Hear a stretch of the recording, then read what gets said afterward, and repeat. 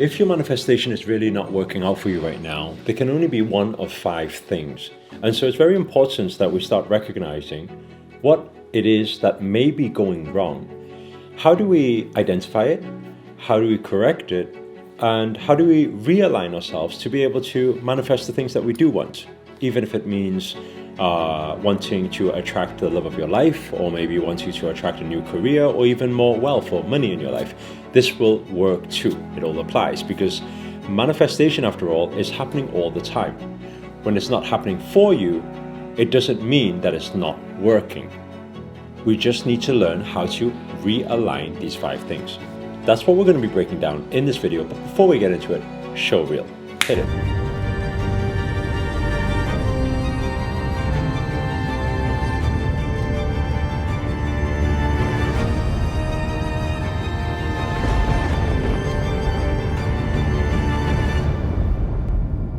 Namaste everyone, Namo Himalaya. This is Sri Akarshana here, and in this video we're going to break down for you 5 things that you really need to align when it comes to manifestation or using the law of attraction. Now, my recommendation for everybody is to take a notepad, take a pen, and mark down these 5 things that need to be aligned, and then you can reevaluate which ones you feel you can tick off and say, yes, I've done it 100%, and I've already tried that already. Okay, or make a mark next to the ones that can be corrected a little bit. Because once we bring our awareness towards it, that's when we're able to realign ourselves to manifest the things that we want in life. So the first thing is our goal. Now, when it comes to goal, you may have done something to do with intention setting before. When you have a goal and it's a fluffy goal, what do I mean by fluffy goal? Like a fluff, like what's that? It means that it's like a blurry goal. There's no clarity with it. It's very hard to manifest when it's a blurry goal. So you need to evaluate if you've been intention setting, if you've been scripting, if you've been doing any incantations or shouting out to the universe or even praying to God. It's very important that we start being very, very clear on what we want. Some of you may argue and say, but I'm actually not that sure what I want. I kind of want a few things at once. The thing to remember is what you focus on expands. If you focus on numerous things at the same time, your energy is dispersed and therefore it's harder to actually achieve that goal. So I still recommend that you put all of your attention towards one thing at one time. When you do that, you see it magnify. You will be able to achieve 5 goals faster than trying to achieve 5 goals together. Right? So even if you do one at a time, it will still be more efficient and effective. The second thing that we must align is our thoughts. Now, you're probably thinking, well, that's quite obvious. We just need to think about what we want to manifest. Yes, because thoughts create reality. But it's not just your conscious thoughts. Like right now, if I ask you, what is your goal? Or how do you think you need to think to be able to manifest what you want? I'm sure your answer would be, I need to think that I believe that it's going to happen. Obviously. But that's your conscious thought. We also have something called a subconscious thought or an unconscious thought. I'm sure many of you can relate to this, where you wake up early in the morning and you do your affirmations chanting out, I am rich, I am wealthy, I am abundant. And then what happens is, somewhere down the day, you go to the supermarket and you're looking to buy things and your actions show differently. Why? Because you choose the cheapest objects. You think, nah, that one's a bit expensive. So where does that come from? Why in the morning you say you're abundant, but your behavior shows that you are in lack? That reveals your subconscious belief system. So if your subconscious is continuously thinking, I am in lack, while your conscious is saying, I am abundant, your subconscious will always win. Why? Because our manifestations are determined 80% by our subconscious and only 20% by our conscious. So now your question is, what must we do if we identify this problem? The thing we need to do is to learn how to cognitive reframe. What does cognitive reframing mean? It means we pull out the roots where the memory came in and we plug in new affirmations and a new belief system once you've removed the roots. If any of you have ever attended our Manifesting Miracles event before, you know that we usually spend hours on doing this timeline therapy and meditation exercise. Because this, mixed with what I just shared, plus using NLP, it makes sure that you pull all the past traumas, negative beliefs, your conditioning, maybe what your parents may have conditioned you with while growing up. That is disempowering. We're able to remove all the disempowering beliefs to fill in the gaps with empowering beliefs, which will kind of allow you to manifest what you want in future auto-magically. The third thing that we must check is our emotions. I always say our emotions kind of directly correspond to our vibrations. So if your emotions are one type of frequency, your vibrations become one type of frequency. If your emotions are frustration, let me know. Do you ever feel frustrated? Do you ever feel stressed? Do you ever feel angry? Do you ever feel anxiety? Do you ever feel broke or lack? Do you ever feel lonely? If you ever feel any of these vibrations with a lack or a lower vibrational frequency or negative frequency, guess what? What you become, you attract. The full line goes like this. What you feel, you vibrate at. What you vibrate at, you attract.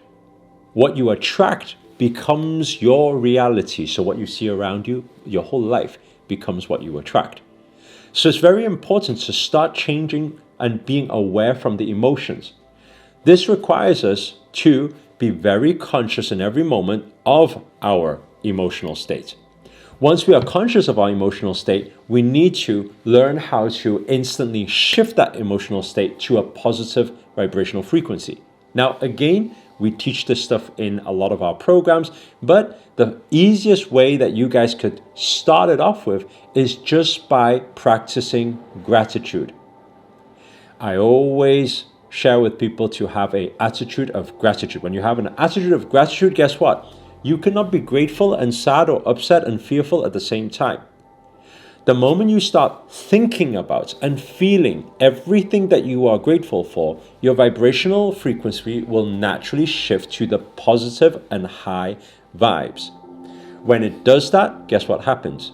What you manifest becomes more positivity in your life. The fourth thing you need to check is the actions that you are taking. Now you're probably wondering, hey, I thought we talked about law of attraction. Why are we talking about taking action? Now, it's like this. The question always comes, can we actually manifest things in life or attract things in life without taking any action at all? And the answer is actually yes, and we do anyway. If you ask yourself a question, you say, has there been a time in your life before where you didn't even do anything towards something and somebody just gave you something? And I'm sure, yes, you've had that before, just out of the blue. So it happens anyway. But the biggest problem is this. The biggest problem is when the inaction affects our belief system. Now, what does this mean? A lot of youngsters usually message and slide in the DMs, especially on my Instagram, asking, Master, I would like you to answer a question for me. I would like to manifest good grades in my exam. How do I do it? My recommendation for them is go read your books, go study, go recite, go learn, go practice. I know that's not the response they want to hear, because what they want is some secret method where they press on third eye and everything manifests for them. Okay? While there are many, many mystical practices that can be taught or learned, but we need to understand one underlying factor. And what is that underlying factor? Is that if you studied for an exam, do you feel more confident and is your belief more aligned with getting the good result? Yes or no? If you put in the practice, if you know you have taken action, do you naturally believe that you stand a better chance of manifesting the thing? And the answer is absolutely yes. What it means is action actually fuels your belief. When you have more belief, then you are more aligned your thoughts are abundantly aligned with the outcome. And when that happens, you attract it. But when you have doubts and fears that can be triggered by the inaction, guess what happens? That doubt and fear manifests. So that's why I always encourage people, no matter you want to learn manifestation or law of attraction, still take plenty of action. The fifth and final point is your ability to trust, surrender, and receive. What my spiritual master, Grandmaster Akarshana, always speaks about is preparing your vessel for the universe. Now, let's say, for example, our goal, our thoughts, our emotions, and our actions are all aligned to the thing we want to attract. Perfect. What will it do? It will attract the opportunity into your reality. When it attracts into your reality, if your vessel is not ready and prepared to receive, you will still not have it in your life. Let me give you an example. If I ask you a question, I say, have you ever had a moment before where some people, they try to help you with something? They say, I'll do it for you, or let me pay for it. And when they try to help you, you've had a tendency to say, no, it's okay, you can't do that for me. No, it's okay, I'll sort it out myself. I'll figure it out, it's okay, don't worry about it. Have you ever had a moment like that before? Now, if you've ever had a moment like that before, you probably just think, no, I don't want to bother them, that's why. But you need to understand, when your manifestation comes, it always comes in different forms. And many of the time, it comes through the delivery boy or the delivery girl, another human form. When other people try to help you and you keep saying no, it means that you may class yourself as a good giver, but you're not so good a receiver. If you're not in a trusting state, in a surrendering state, in an observing everything around me state, and you are not a good receiver, being able to say, yes, I'm worthy of this, thank you so much. Open arms, open heart, open mind, become a good receiver. Then, if you don't do that, you will never get what you want in life. So, at the same time as, yes, it's important to sow the seeds, yes, it's important for service and for giving, how you serve the world and how you help other people, that's important. But at the same time, it's equally as important for you to become a good receiver. So when you have that trust, you have that letting go, understanding that everything that shows up for me is for me, even when I don't think it is.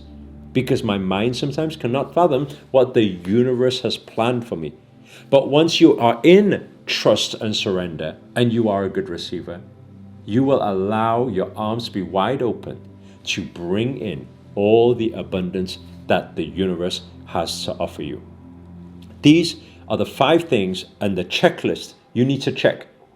Let me know inside the comments, how many did you score? How many are aligned right now out of 5?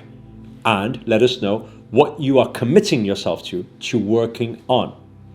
Hopefully, when you align all of that, you will start to see a lot of your manifestations come to fruition. If you enjoyed this video or you got anything out of it whatsoever, please do hit the thumbs up, hit the like button. Also, comment below, let us know where you guys have tuned in from. That's always nice to know. And finally, if you're new to this channel and you haven't already, remember to hit that subscribe button and the notifications button next to it. That's our bell sign, by the way, because this year we're dedicated to making daily videos to hold you accountable to make it your best year yet. But for now, guys, we're signing out.